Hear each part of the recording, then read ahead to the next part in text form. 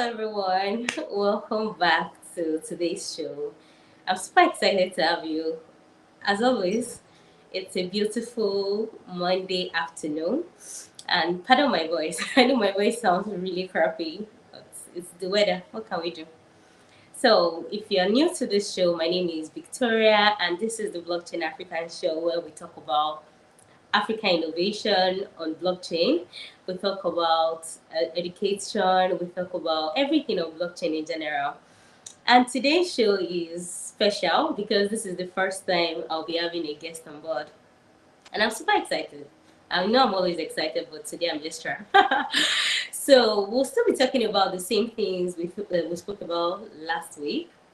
But before I give a little recap, I would love to introduce my guest, who is someone I really, really respect a lot. His name is Ehis. He's an amazing educator in the blockchain space. He's the founder of Blockchain Bible, where they are focused on blockchain education in Africa and beyond. And today, because one of the things we're talking about majorly is blockchain education, talking about the blockchain policy itself. So who else would we have on board better than someone already doing amazing stuff in line with that? So, Ace, please introduce yourself a bit and just let people get to know who you are. Okay. Good afternoon, good day, everyone. My name is Ehis. I am a crypto and DeFi writer, and I'm also a blockchain educator because I understand that a lot of people do not really understand how crypto and blockchain in general works. So I took it upon myself to educate as many people as possible, and that's what led to the founding of Blockchain Bible, which is an online repository of articles that simplify complex blockchain and crypto concepts for the average reader. Wow, that's really amazing. So, have you Thank you. seen the blockchain policy by the government? Yes, sure, I have, of course. Yeah, so what do you think is your first? I think last week I was talking about how exciting it is for us to move from an era where, there was so much clampdown on crypto, like a lot. I think there was even Mhm. this time people were talking about how their accounts were being banned or maybe arrested for trading or stuff like that, or Yeah. transacting any crypto related stuff. And we're moving from that to a time now where there's actually a policy looking to empower blockchain innovation. Even though nothing is directly being said about crypto yet, if the Hmm. government is looking to empower blockchain and even the e-naira, obviously in the nearest future, definitely something will be done about crypto itself. So, what's your general overview on the policy itself? Okay, well, like you said, the policy does not directly address cryptocurrencies, right? So, of course, cryptocurrencies are still banned. Financial institutions are still not allowed to trade or to facilitate any crypto-based transactions. But the point of the policy is to enable companies or the government institutions to leverage the wonders of blockchain technology and build products on blockchain technology. So I think this is definitely a step in the right direction towards positioning Nigeria um, as some sort of forerunner in the adoption of blockchain technology in Africa.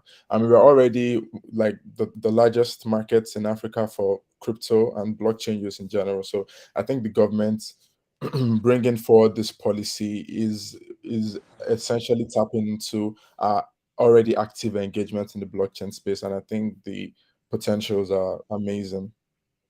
Yeah, I think I couldn't agree more. Like because generally, I think last week we also like talked about some of these things, and aside from that, in your own opinion, because when you look at the policy itself, you notice it focuses majorly on two parts. That is the blockchain education and the innovation. And I always am of the opinion that when there is no education, like it's difficult for innovation to precede education. It's when Hmm. people understand a particular concept to the core of it, then they can build on it. It's when people know that, oh, this is what can be done with this, then they can think outside the box. How can I implement this in my area of work? How can I find a level ground between maybe I don't even know what to use as an example, I or understand maybe what you between healthcare and blockchain, or mean. so many industries, or maybe supply chain management and blockchain and stuff like that, is when people understand what blockchain is itself. So, do you think, looking at Nigeria, we are Nigerians, we know there's the paper section and there's actually the potential to bring it to Yeah. reality. Do you think that blockchain education can actually have any form of impact in terms of the older generation? Or do you think this policy will go beyond just the younger generation and actually impact the older ones?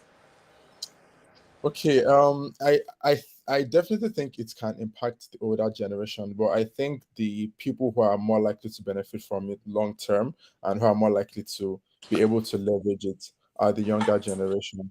Okay, most of our parents, grandparents are not really into cryptocurrencies, but of course there are some of them who understand or know about cryptocurrencies, but predominantly it's up to us, the younger people, to be able to work on this policy and then expand the vision that the government has beyond even what the government envisaged. So, for example, like you said, education is really important. It precedes every other thing. So there is a need for people to first of all understand how blockchain technology works, and that's why I founded the Blockchain Bible, to be able to break it down. It's pretty complex, honestly. It's pretty complex. A lot of people do not even understand the basics of tokenization or hashing, mining, and all of those things. So what I think the government needs to do is to also not just create a policy and then leave us as a people to do whatever we want to take, but to also invest in infrastructure, invest in education, so that people actually understand blockchain technology and how they can leverage it. And of course, it is up to us, the younger people, because we're the ones who are going to be here more long term. We're the tech inclined generation. So it's up to us to really be able to leverage this new policy and do things like you said, using it in supply chain management, right? I know there are companies that already use blockchain technology in real estate, right? In tokenizing properties, in like fractionalizing shares. There are so many ways that blockchain technology can be used in practically every regard of human endeavor, from real estate to education to logistics. And yeah, I'm really excited about the prospects, but of course, it's up to the government to really put in the efforts to educate people and help them know the ways in which they can use this policy to move forward, technology Yeah, I fully wise. agree with that too. And also, another thing I was looking at is, do you think they asked it, because I feel like most of our sensitization a lot of time has been really online based. And also, because personally, as much as I believe in education, I also believe that we have to be very careful with education, even as a tool. Because when you look at the older generation, and I think the old blockchain education thing also has really created a belief system that, oh, blockchain is for technical people. Look at the terms you're mentioning. If these are not terms, let's say someone like me, I'm also very familiar with being in the industry. You start wondering, oh, before I can actually leverage on this technology, do I need to know all these things? So do you think there's a way to actually like find a balance? Because I'm always of the opinion that when it comes to the end users, the goal has to be build products that they can use. Because most of the older people, ask an average person on the street, they probably don't know what technology, Facebook, WhatsApp is built on, but they will use it every single day because it Mhm, solves a problem for them.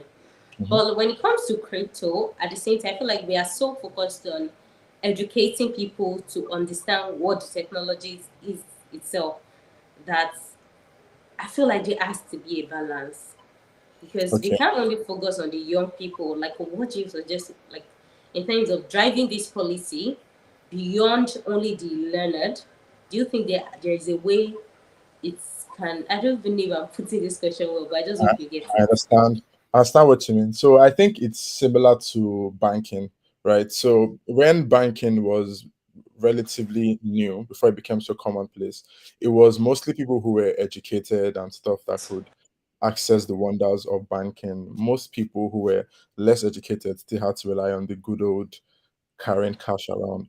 But now, especially with the advent of fintechs, all these fintech companies, PalmPay and the rest of them, yeah, people who otherwise were on are now getting banked, right? Through the use of things like POM, point of sale machines, that's POS machines, and apps with simple user interfaces that anyone can easily Yes. use. So in the same vein, I think while in its infancy, the policy and the ramifications in terms of the proliferation of blockchain technology may be the exclusive preserve of people who are relatively more educated. However, I think as more time is put into developing products, there is a likelihood that we'll reach the point of simplicity, the point where we could have apps with simple user interfaces that work on the blockchain, that connect to the blockchain, and people are still able to use them, even if they are not overly educated, even if they are not very well enlightened. But we can't jump from point A to point Z without first going through a careful process of educating people. So education, like you said, should not just be focused on the educating people about the technicalities, but educating people about the benefits in general of blockchain technology, why they need to trust blockchain technology, because it's sort of default in Africa or in Nigeria for people to distrust new technology. Still today, some people still do not completely trust banks. So there needs to be an education on why people should trust this technology, so that when all of the apps that help people to use blockchain technology in their everyday transactions begin to roll out, people are not skeptical. People are more willing to adopt it. And mass adoption is a big thing in the crypto space, as I'm sure you know. We are big on trying to get as many people into the blockchain industry as possible. So mass adoption is really important. And not everything related to blockchain has to be technical. There are so many aspects of blockchain technology, and there are so many ways you could merge blockchain technology with things that already traditionally exist. For example, if you're going to build a blockchain product, we're still going to need normal people, writers, product managers, project managers, and stuff like that. So there are so many aspects of connecting the blockchain to the things that we are already familiar with that we can educate people on. It's not just about the technical aspects of blockchain technology. This is probably the smartest way anyone has ever put it, and I really, really enjoyed the way you described it from talking about banking, because I think banking is the closest of examples we could have used, because till now we recently experienced a terrible cash crunch, and even at the heat of it, there were still some people who would never put their money into the banking system. I Exactly. remember, there were like so many craziness going on, and I was driving out one day, and someone said something because I wanted to get something. The woman said, "Oh, this is why she will never put her money in the bank. That imagine trying to get your money out and people are dying." Do you know, like there's just so, even as much as banking has become everyday thing, Mhm. people still struggle to use it. You're right. So it starts from educating the right set of people. I don't know if right is the word, but like people who can build the innovation, the Mhm. brains we need to bring the innovation to the simple level for every other person to use. I fully agree with that. But in terms of impact in Africa, what do you think? Because if this can come to, I don't need to use fruition in Nigeria, Yeah. what impact do you think this will have in Africa? But before you answer this question, I think we should go on um, a break. Then when we come back, I will just give a recap. Then we can move on to the question. But thank you so much. So far, even I myself have been so educated. So we'll go on the break now. All right. Then No, we'll continue after the break. no problem. Everyone, I'm super excited to be doing this. My name is Abiodun Victoria, and I'm introducing the Blockchain African show coming up on Coin News Extra every Monday, 1:30 to 2 o'clock. The show is going to be so packed, educational, ideas. We'll be bringing on board highly knowledgeable people in the industry with years of experience. We'll talk about innovation.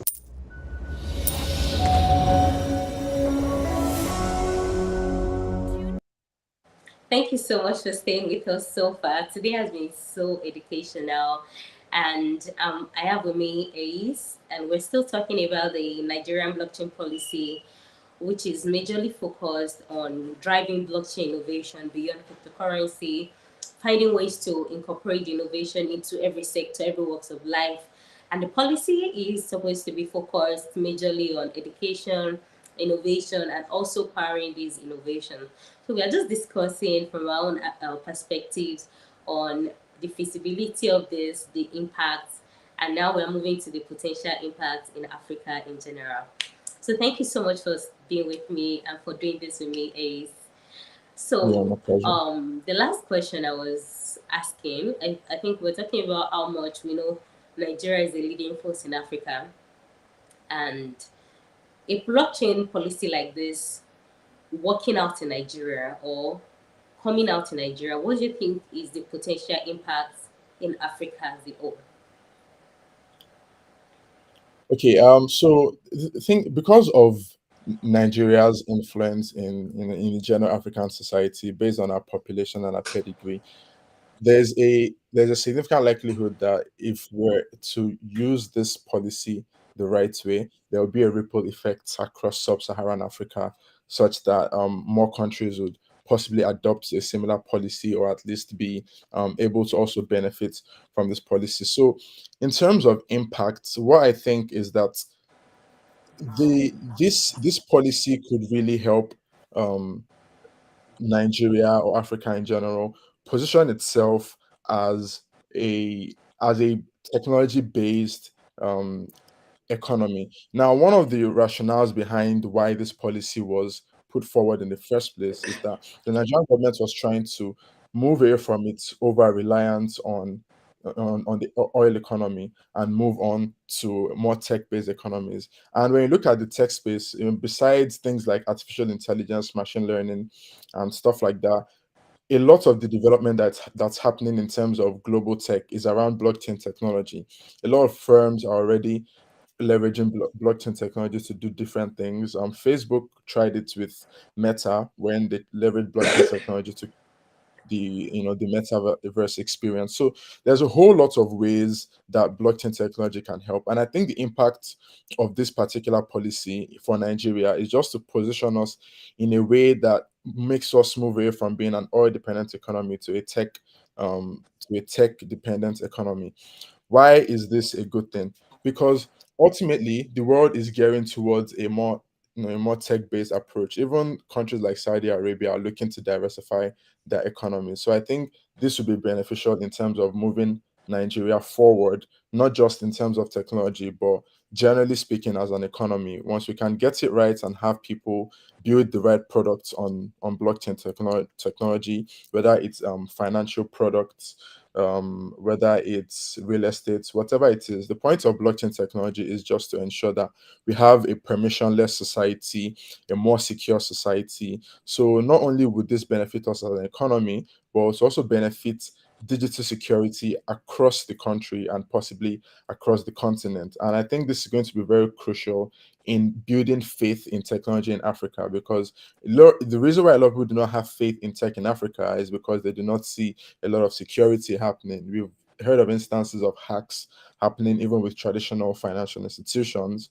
So when you know that there is a technology that is less susceptible to hacks, well, there are still hacks in blockchain, of course, but it's a work in progress. The point, you're less likely to get away with such hacks because of the permissionless structure technology, because of the fact that everything is publicly available on a public ledger and it's easy for anyone to track transactions that have been going on.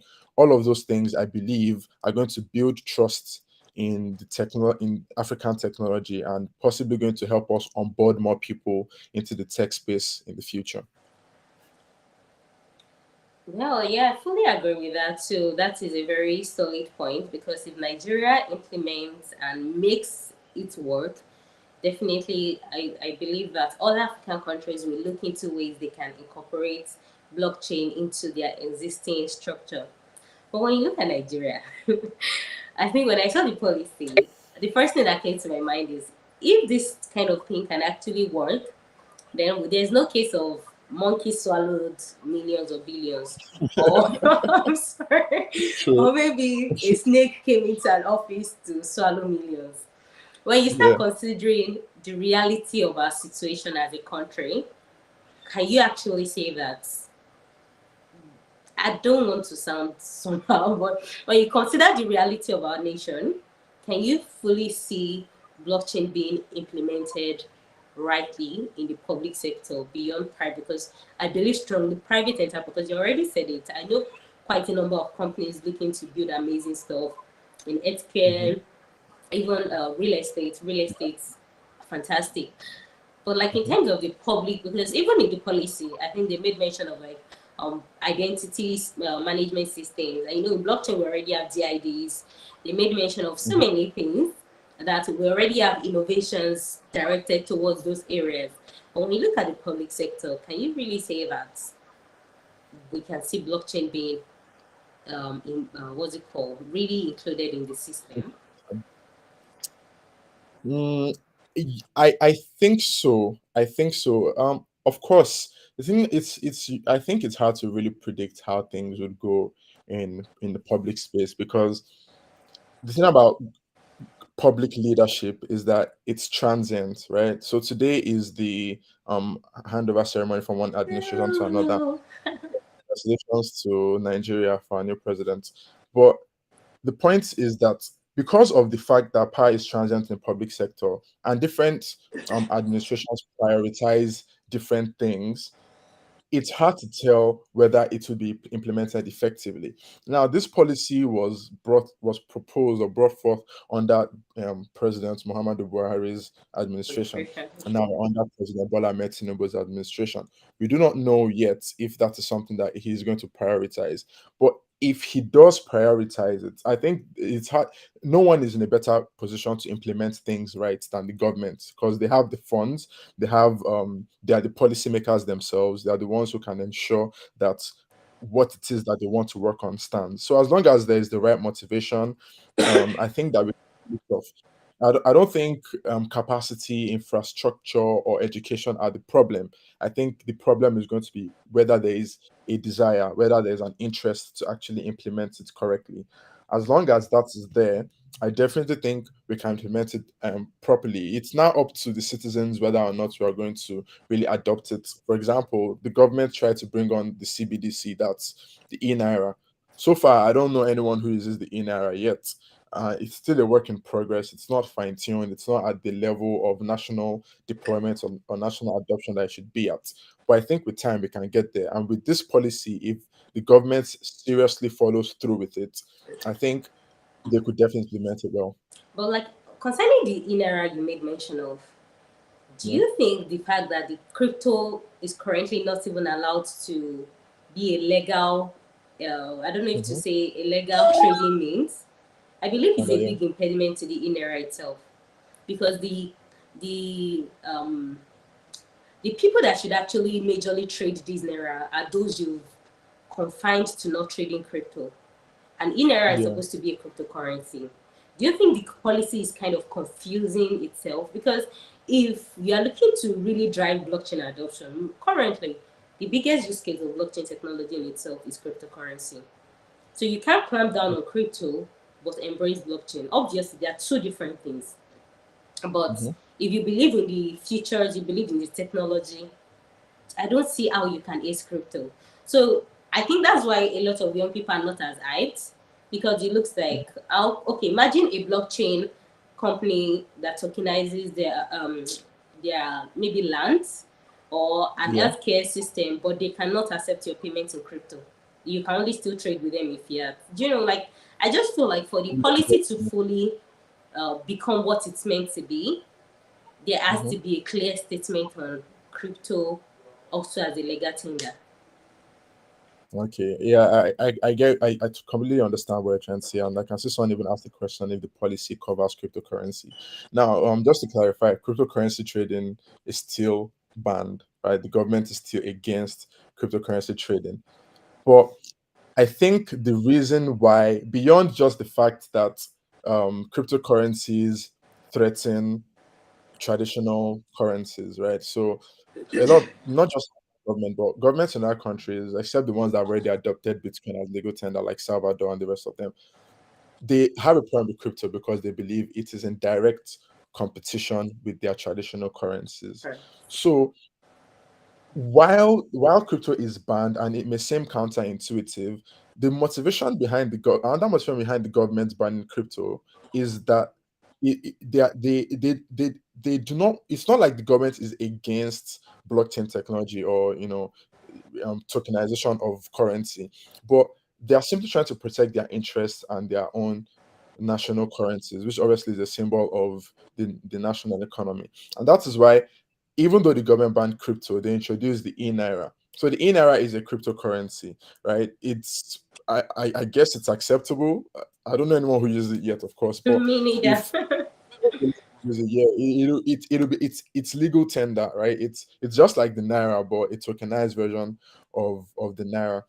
So it's not exactly. I wouldn't say it's conflicting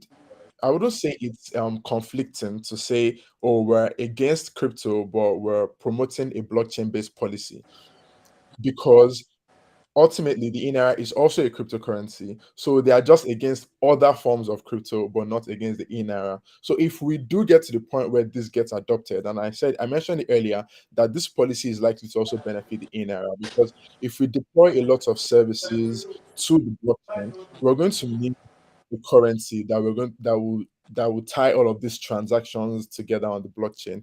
The government would not want that currency to be Bitcoin or USDT or Ethereum, right? They would want it to be something that is under their control, something that was developed and is managed and overseen by them. So yes, it's not confusing in my opinion. I just think that it's more of vested interest. Yeah, we're going to get the blockchain policy. We're against crypto, but we're not against the in-era. So we get the blockchain policy up and running. We bring in the in-era to tie everything together, and then we have our own cryptocurrency that will be legal tender all across the That country. So is I think that that is super solid. That's probably the because even for me, the way you just put this, I just learned something. That's it.